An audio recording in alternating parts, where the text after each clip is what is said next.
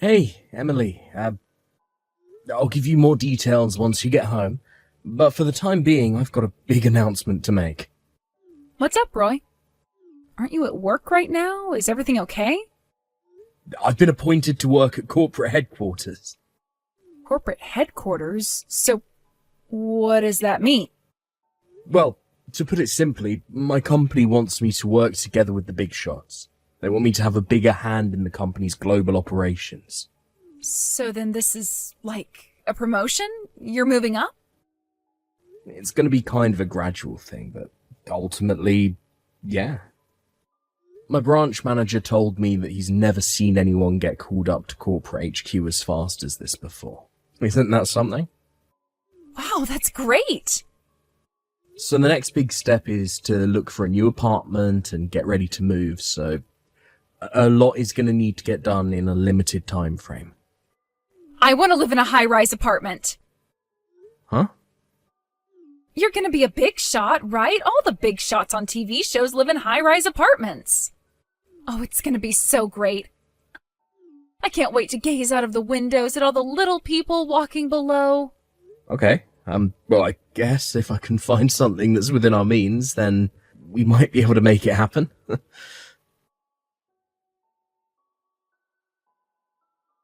Yo, Roy, how's it going?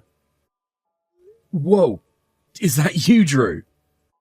It's been way too long, man. How have you been? Great, thanks. Sorry, I've gone kind of radio silent lately. How are things going for you and my sister? I'm doing fine. No complaints, man. It's great to hear from you. Glad to hear it. Now, I hate to jump right into business, but there was something I wanted to talk to you about. Do you have a minute to talk right now? Yeah, sure. What is it? Mom told me that you've been appointed to your company's corporate headquarters. Is that right? Oh, yeah. Actually, I just found out the other day. Wow. So you're on your way to the top, huh? Yeah, I guess so. It kind of feels weird saying that about myself, though. I'm not one for blowing my own horn, but I guess the execs were really pleased with my performance on a big project that just got completed a few weeks ago. So pleased, actually, that they want me to come to corporate HQ and lead the team for a brand new and adventurous project they planned. From the sound of things, I'll still be sticking around there on a long-term basis, even after the project is completed. Man, to think my little brother-in-law is now a high-powered businessman. I don't know. It might be a bit early to break out that title for me. You figured out where you're going to live yet? No, actually. Like I said, I just found out that I was going to have to move a couple of days ago, and the move won't be for another 2 months, so I honestly haven't even begun to make any sort of arrangements in that department. Okay, well in that case, would you like to move into the apartment I'm using right now? Your apartment? The one on the top floor? The one I stayed in for a while? That apartment? Yep, that's the one.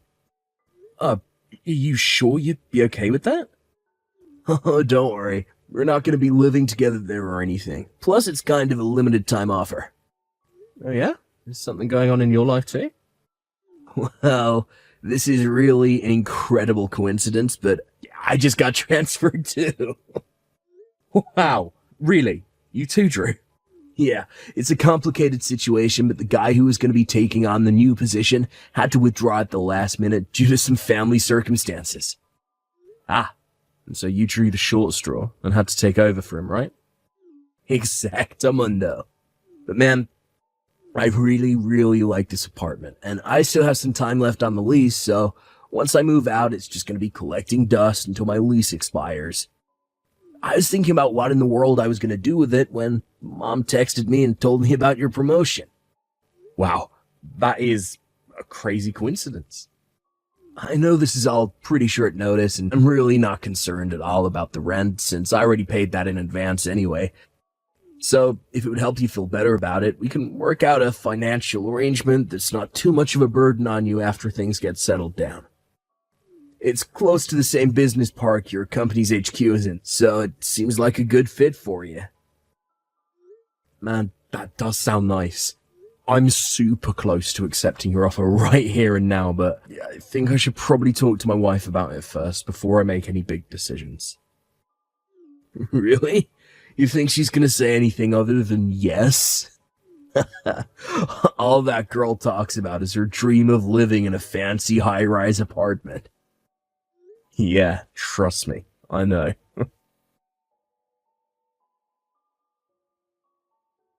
Right. I just hauled the last box up to the new apartment, but, Emily, I know you're excited about moving to the big city, and I've been pretty understanding about you going out on your own to enjoy yourself on the town, but you've been completely ignoring me since we got here. You've barely said a single word to me. You can't even spare me a good morning or good night? What's going on with you? Look, I need to focus on my work now. I've already taken care of all my stuff. It's all cleared out from the living room. So now you're gonna have to take care of unloading all your own stuff, okay? I put it next to the TV so you won't forget about it. It's my first day at corporate HQ tomorrow, and I'm jumping right into the big project they're having me lead, so my hands are gonna be completely full with that for the foreseeable future. I won't have any time to help you with your unpacking. Got it? Yo, Roy, how's it going? You enjoying life in that high-rise apartment you've always dreamed about? I think you're confused about something. Emily is the one who always dreamed about living in a high-rise, not me. I know, just messing with you. So seriously now, what do you think? Are you comfortable in there? It's not bad. I mean, the view is absolutely incredible, can't deny that.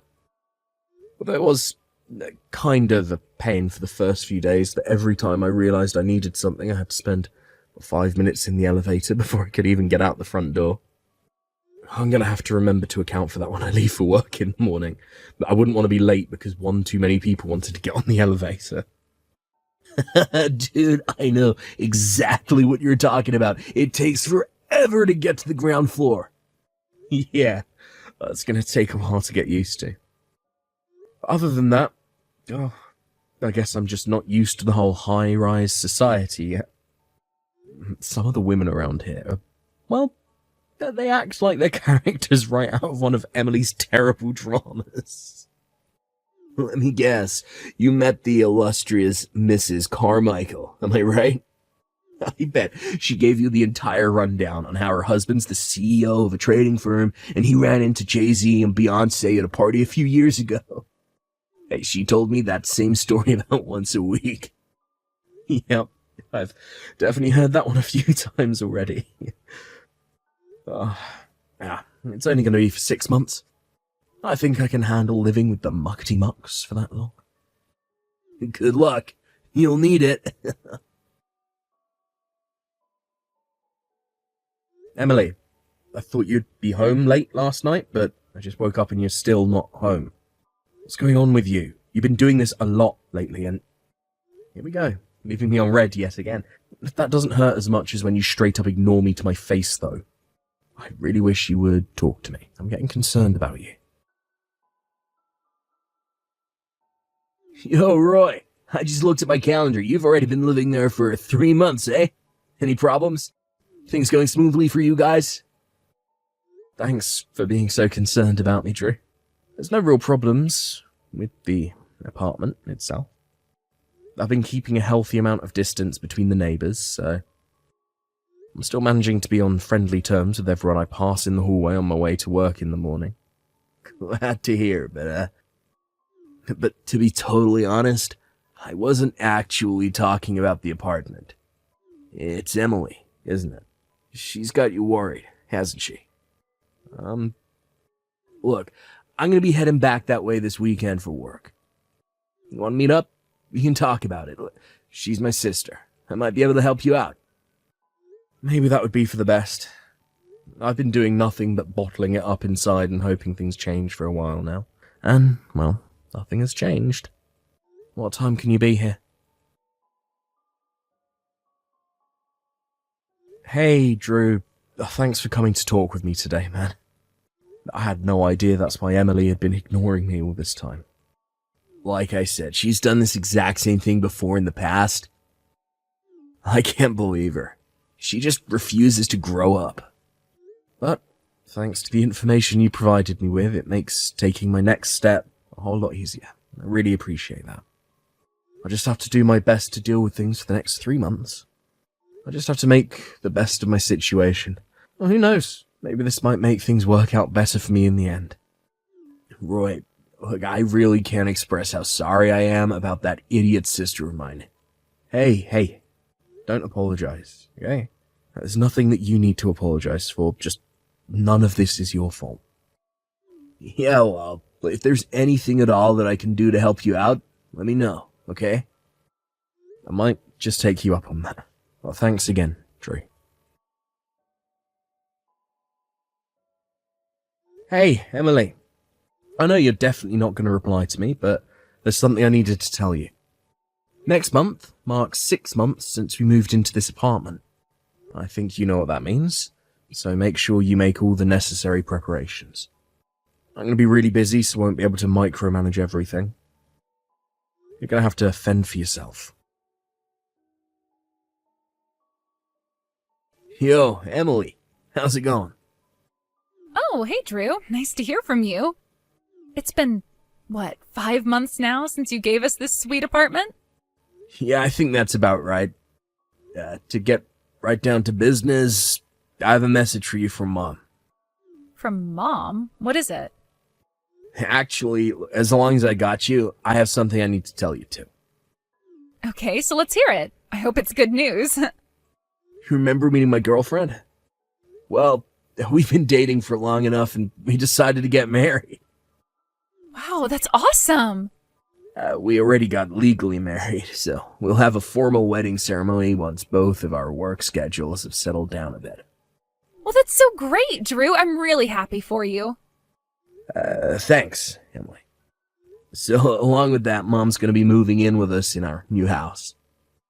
Since Mom's old house will just be collecting dust anyway, she's also decided to put it on the market, and I think we got a buyer who will be closing soon. Ah, okay. Thanks for letting me know. But are you sure your wife will be fine with suddenly living with her mother-in-law like that? Nah, no need to worry. The two of them actually share the same hobbies, so they've been able to bond over that. Really, though, if it weren't for that, the two of them get along so well that they both told me that they'd like for us all to move in together. I was looking for a house that would fit all of us, and I found a really nice duplex that was exactly what we needed. So I went ahead and bought it. The units are totally separate, so we'll all have our privacy. Wow, cool. Well, I'm glad things are going so smoothly for you. Thanks. Okay, that's all I wanted to say for now. Well, gotta go. Gotcha. Talk to you later, Drew. Yo, Roy. I just texted Emily and told her that we sold Mom's old house. Mom's also said that she's 100% fine with everything. She officially has all of her potential escape routes closed off. Thanks so much for doing all that for me, Drew.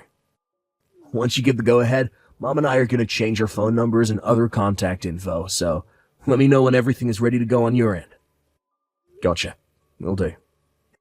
Everything from here on out, I leave totally up to you. Deal with it in whatever way you see fit. Oh, trust me. I already know exactly what I'm going to do and when. Hey there, Emily.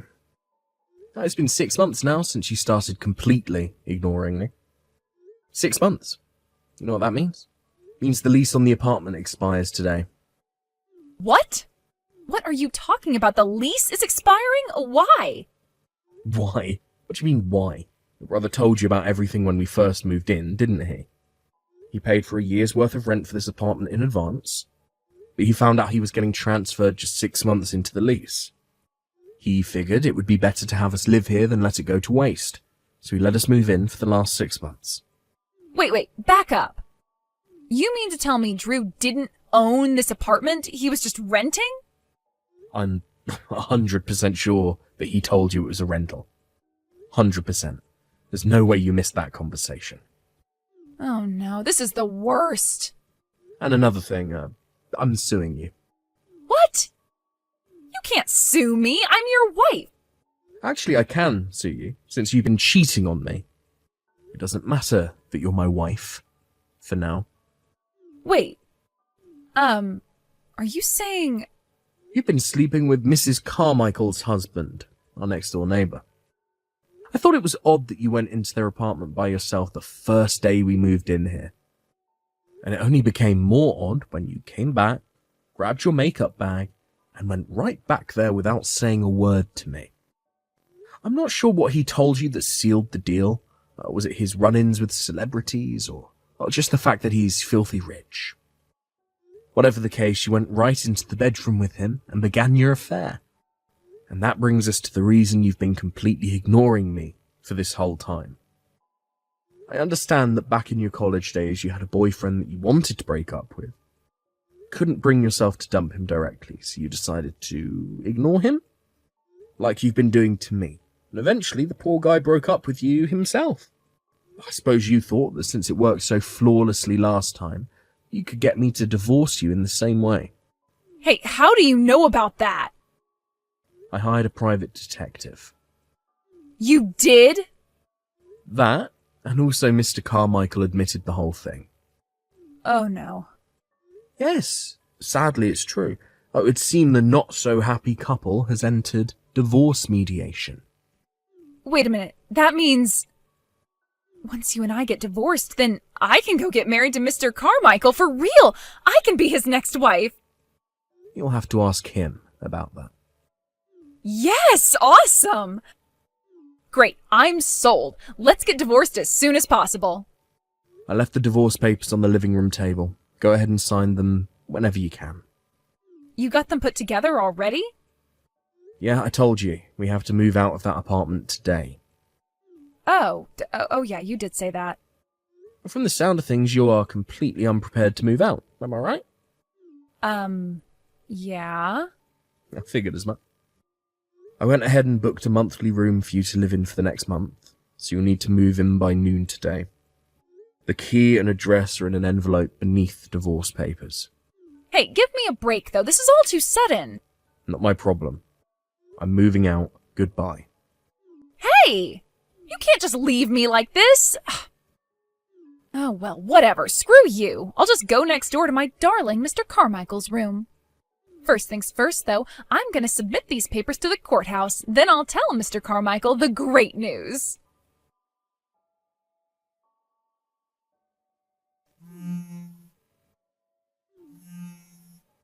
Roy?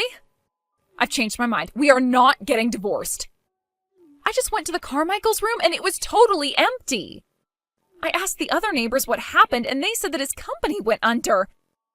He's losing his CEO salary, so he won't be able to afford the monthly rent for their apartment. I tried calling and texting him, but I can't get a hold of him. He dumped me. I can't believe it.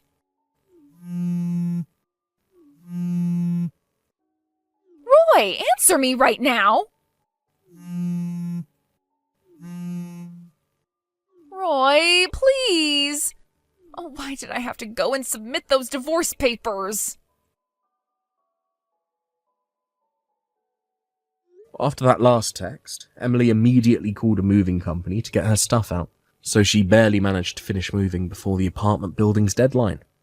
Which was lucky for her. If she had taken another 2 minutes, they'd have charged her another month's rent.